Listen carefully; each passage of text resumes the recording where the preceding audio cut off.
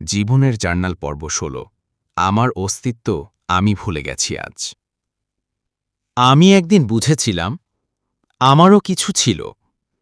স্বপ্ন ছিল, ইচ্ছা ছিল, জীবন ছিল। কিন্তু আজ মনে হয় আমি কেবল একজন চলমান ছায়া, একটা শরীর যার মাঝে আত্মা হারিয়ে গেছে। হাসি দেই, কিন্তু সে হাসি আমার নয়।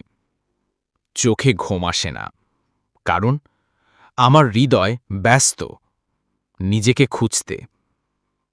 আমি একসময় ভাবতাম আমি কিছু হব, কিন্তু এখন আমি শুধু একটা প্রশ্ন, আমি কে, কেন আছি? আল্লাহ, আপনি কি এখনো আমাকে দেখেন? আজ অনেক দিন আমি আয়নায় তাকিয়ে নিজের চেহারাটাই চিনতে পারিনি।